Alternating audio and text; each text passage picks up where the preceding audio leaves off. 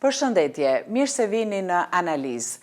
Risit teknologjike janë një pjesë e rëndësishme e aktualitetit global, gjithashtu, ato janë edhe një pjesë e rëndësishme e jetës së individit. Një individ është shumë i lidhur në ditët e sotme me teknologjinë e avancuar, me inteligjencën artificiale, me algoritmet, një terminologji kjo që së fundmi kemi filluar ta përdorim gjithmonë e më shpesh. Do të flasim sot në analizë pikërisht për këto risi teknologjike, pasi jemi edhe në fund të vitit 2025 dhe ndoshta duhet bërë një bilanc për to.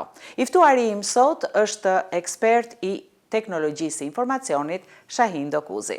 Faleminderit që pranuat ftesën për të qenë së bashku. Në fakt, ju jeni gjithmonë i pranishëm në media të ndryshme dhe sigurisht që është një kënaqësi që do të jemi bashkë dhe doja të dija, kemi folur shpesh për teknologjinë e informacionit dhe siç e thash tashmë është pjesë e jetës tonë teknologjia.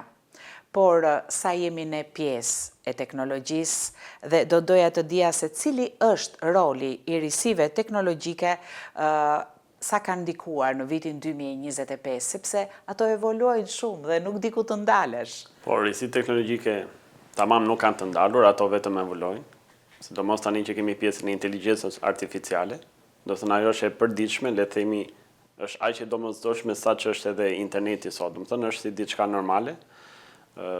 Që ku zgjohemi, le themi në mëngjes, marrim transportin, jashtë kemi transport që janë edhe pa shofer, që ndjekin vizat e bardha, ose kemi trafiku në vende që janë shumë zhvilluara, si Kina për shembull për sa i përket zhvillimit të Automjetet pa pilot, patjetër, po.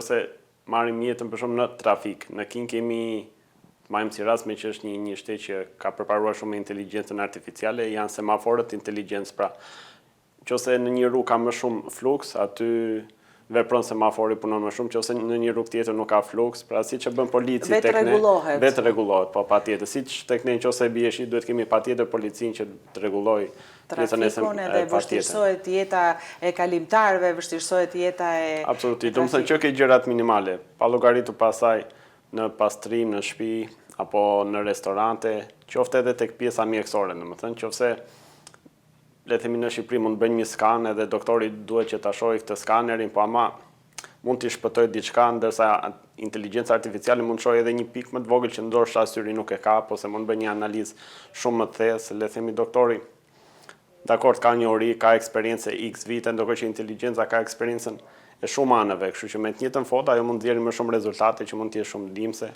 Kështu që është pjesë e përditshme deke shëndetësia, domethënë që. Dhe si e konsideroni vitin 2025 për sa i përket risive, ndoshta shpikjeve, ndoshta siç është për shembull rasti i ChatGPT-s dhe i DeepSeek-ut, apo siç është rasti i inteligjencës artificiale që ne po na përthith në atë vorbullën e vet dhe ne në fakt nuk jemi dhe shumë të ndërgjegjshëm se çfarë po ndodh. Ne thjesht po përpiqemi të kapim ritmin e saj. Po, normalisht duke kapur dhe ritmin në inteligjencë artificiale kemi harruar ndoshta të bëhemi edhe social, më së shumë të pyesim inteligjencën thuajse për çdo gjë. Po të krahasojmë për shembull ChatGPT është ose OpenAI është një produkt amerikan që vetëm për zhvillimin ose për fazën e testit janë dashur 100 milion euro. Le të themi vetëm për fazën e testit pa llogaritë evra, ndërkohë që DeepSeek është një produkt nga një eri inovator që donte rreth 6 milion euro, domethënë, kështu që duke krahasuar që një i vetëm, ky është shtetas kinez, domethënë, arriti, le të themi, të bëjë konkurrencë një kompanie milionash, domethënë, është shumë lart për të treguar dhe nivelin e studimeve atje, pasi një vetëm arriti të poshtë, le të themi, ose të konkuronte një kompani milionash në Amerikë, domethënë. Kështu që normalisht DeepSeek është përveç se është falas, me DeepSeek-un mund edhe të krijojmë vetë inteligjencë artificiale. Pra nëse OpenAI mund ta përdor vetëm duke e paguar, unë DeepSeek-un jo vetëm që mund ta përdor, po mund të krijoj edhe një inteligjencë time bazuar në kodin e DeepSeek. Në anë softwarike, le të themi, DeepSeek-u mund të të lejojë ty akses që ta zhvillosh si të duash vetë, domethënë, nëse unë dua të bëj një inteligjencë time apo një soft timin.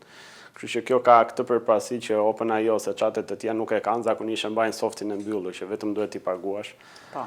Dhe ndërkohë, Shahin, kam vënë re që tashmë në Shqipëri, ashtu siç e tham pak edhe më parë, individët janë E pëlqejnë shumë inteligjencën artificiale dhe, siç e thash, bëjnë pyetje nga më të çuditshmet, jo vetëm për punën e tyre, për kërkimet, sepse nuk janë më vetëm motor kërkimi. Tashmë janë bërë pjesë e jetës dhe madje edhe ne në bisedat tona bëjmë edhe humor, sepse jemi në një tryezë miq apo në familje edhe direkt për një pikë pyetje, për një çështje nga më të çuditshme thua prit se do pyes dhe e pyet dhe në fakt ai të përgjigjet me shumë edukat, të thot faleminderit etj etj.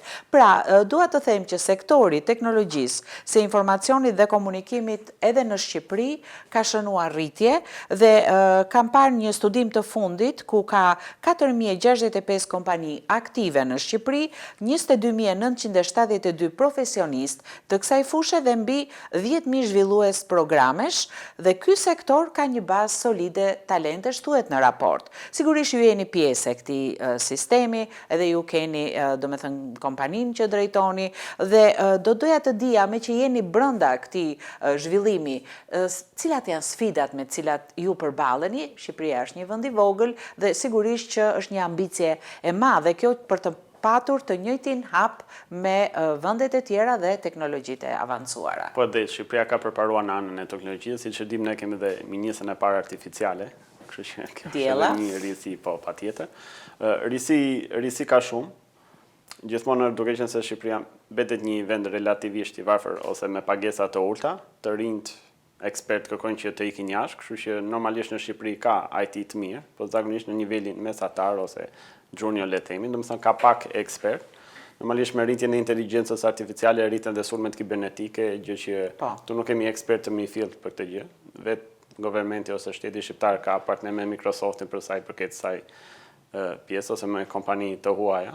Po që është për shkak të pagesave të ulta, është problematik pjesa e emigrimit të trurit, domethënë. Truri më i mirë, jo vetëm në IT, po thuaj se në çdo fushë mundohen të tjerë që të emigrojnë, po. Pra ka një, po talente ka.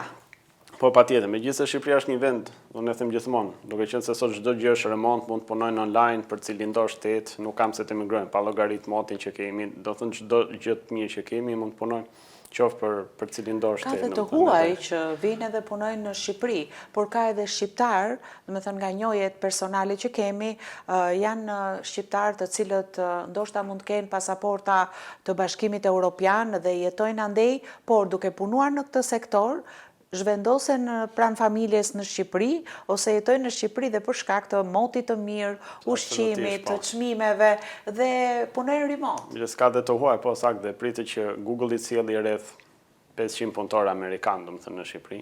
Do thënë ka fjalë që të bëj zyrat këtu për një projekt që ka të vetin. Kështu që po Shqipëria është një vend optimist domethënë për teknologjinë. Thjesht që është pjesa gjithmonë jo vetëm e IT-s, por çdo lloj profesioni që mundohen të emigrojnë, domethënë truri vetëm për çështjen e pagesave. Këtu mund të përfshijmë edhe nomadët digjitale apo jo? Po, patjetër, kështu që nuk e di, unë do të komandoja të gjithë të rinjve, domethënë, që të rinin në Shqipëri, të punonin online, se sot mund të kontribuosh për inteligjencë apo për kripto apo për çdo lloj shërbimi softwareik në distancë pa që nevoja të shkojnë diku. Kështu që ne kemi të gjitha do të thënë favorizimet e sakta për të ndëjtur dhe nuk ka sepse, sidomos me digitalizimin. Ju pastaj jeni edhe një shembull konkret që flet për këtë gjë. Dhe ndërkohë kam parë dhe një raport të fundit i titulluar Hulumtuesi i së ardhmes nga Elsevier, një lider global në botimet akademike dhe analizat e informacionit, ku kam vërejtur se studiuesit kinez janë ndër më proaktivët në miratimin e inteligjencës artificiale në botë, me 69% që tashmë përdorin inteligjencën artificiale në punën e tyre, kjo më e lartë se mesatarja globale prej 58% dhe 66% që besojnë se inteligjenca artificiale do të përmirësoj cilësinë e kërkimit. Ju me siguri keni dieni për arritjet e Kinës në fushën e teknologjisë së informacionit, IA-s dhe të robotikës, dhe cili është vlerësimi juaj? Normalisht është fakt, le të themi që Kina nxjerr inxhinierët, do thënë më të shumë në numër, duke u bazuar dhe nëse mbledhim inxhinierët e Bashkimit Evropian dhe Amerikës, nuk e kalojnë numrin e inxhinierëve që nxjerr Kina, do të thënë është shumë lart me arsimin, kjo sjell edhe një rritje të çdo lloji, jo vetëm të inteligjencës artificiale, por në çdo fushë. thuajse çdo prodhim, qoftë edhe në Amerikë apo në Europë, megjithëse mund të jetë le të themi made in Europe, ato janë prodhuar në Kinë. Europa e ka ligjin që nëse unë dua të bëj një robot, e bëj në Kinë dhe në fund thjesht baterin mund ta vendos produkt europian, mund ta quaj gjithë produktin sikur është europian, por realisht ai është kinez, domethënë. Domethënë është një prodhim kinez, kështu që thuajse çdo lloj prodhimi, kudo qoftë edhe sikur nuk edhe nëse nuk lexon me idenë Kina, domethënë, megjithëse Europa jep drejtën që vetëm produktin e fundit ta kesh europian, mund ta quash sikur gjithë prodhimi është. Kështu që do thënë çdo lloj gjë po e furnizon Kina, domethënë, po i mbi popullon me produkte dhe është shumë lartë. Dhe në videot që shikojmë falë teknologjisë, shikojmë shpesh disa realitete që na duken disi shumë të përparuara, për shembull robot në për rrugë apo në shërbimet, në sektorin e shërbimeve ka shumë robotizim, ka shumë inteligjencë artificiale dhe ndoshta dhe kjo juve si i kësaj Kina fushë është vendi i parë që po arrin që çdo gjë të jetë automatizuar. Nëse do thënë ne kemi fabrika pa punëtor, domethënë që punojnë 24 orë. Kështu që do thënë le të themi është realisht vendi që ka përparimin më të madh dhe nuk dihet domethënë se deri ku do të shkojë, domethënë pritet që të bëjnë edhe makina flotëruese jo më të inteligjencë, ato nuk llogariten fare domethënë. Dhe ndërkohë, sigurisht ju e cekët pak më parë, është shumë e rëndësishme që të jemi të mbrojtur nga gjithë ky zhvillim, sepse ne jemi thjesht qenie njerëzore dhe ne nuk mund të jetojmë me ritmin e teknologjisë informacionit. Madje kjo është shtruar edhe për telefoninë e lëvizshme, pra për celularët, ishte një problem që ne tani kemi ndryshuar edhe strukturën tonë psikologjike, sepse meqense një mesazh kontakton tjetrin, një përgjigje, dhe ne edhe në jetën reale gjërat i duam me pak a shumë atë shpejtësi. Pra na është krijuar si individ një problem, duam gjëra sa më të shpejta, funksionale, por nga ana tjetër hedhja e të gjitha të dhënave tona personale në këtë sektor, në këtë lloj teknologjie, sa të rrezikuar jemi ne?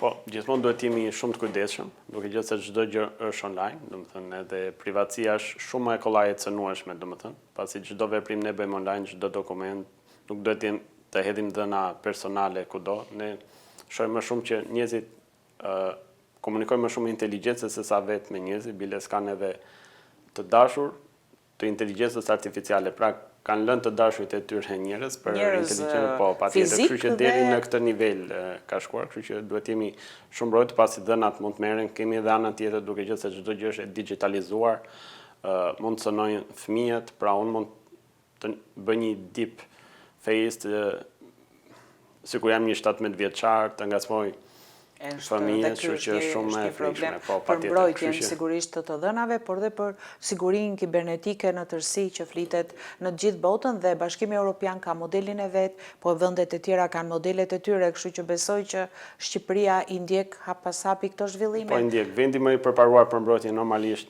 edhe realisht është Kina, pasi nëse në Europë apo në USA apo kudo qoftë, çdo njeri mund të shkarkojë çdo lloj programi, le themi TikTokun, që mund të bëjë çdo lloj marrëzire. Në Kinë është e kufizuar, është varësi të moshës, disa programe që janë, po patjetër shumë e kontrolluar, dhe kjo ndonjëherë megjithëse nuk na pëlqen kontrolli, ka gjërat e veta pozitive, sepse ndikon direkt të rinë, domethënë. Kështu që disa gjërat që nuk janë krejt të mira është mirë edhe të kontrollohen, megjithëse tani po marrin le të themi mësim edhe vendet e tjera, Australia do të bllokojë, do të thënë disa software për moshën 16 e poshtë, pritet se shpejti edhe Europa të përshtatësi këtë ligj, megjithëse Kina ka bërë shumë kohë më parë. Pra nëse ne mund të shkarkojmë çdo lloj programi që nuk është i harit për fëmijët e tjerë, në Kinë nuk ndodh kjo gjë, shumë e kontrolluar domethënë. Dhe jemi në fund të vitit 2025, ju si një ekspert i kësaj fushë, në të njëjtën kohë dhe me veprimtarinë tuaj në këtë fushë, 2026, çfarë na pret në 2026? Se shpeshherë neve lexojmë që disa profesione do të zhduken, do të mbyllen, e tjera do zëvendësohen me robot, po 2026 ka ndonjë pritshmëri në fushën e risive të teknologjisë? Po normalisht për sa i përket profesioneve, shumë do zëvendësohen, normalisht do hapen edhe profesione të reja. Ideja është që të jemi gjithmonë pas risive t'i ndjekim dhe t'i adaptojmë ato. Se normalisht duke qenë se risit sjellin gjëra të reja, do t'ikin gjëra të vjetra, por nuk duhet ngelim asnjëherë mbrapa ose tek tradicionale. Domethënë është bërë shumë e rëndësishme. Kështu që normalisht nuk duhet kemi frikë që do trim pa punë, sepse normalisht edhe inteligjenca do krah punëtor nga mbrapa, kështu që nuk është kjo frika, thjesht duhet jemi shumë të updateuar, domethënë me pjesën e informatikës sot, sepse është bërë e domosdoshme. Unë të falenderoj shumë, Shahin, për të gjitha opinionet që ndamë së bashku këtu në analizë dhe sigurisht ju uroj që ta përmbyllni me sukses këtë vit dhe vitin tjetër të keni sukses në jetën dhe punën tuaj. Faleminderit.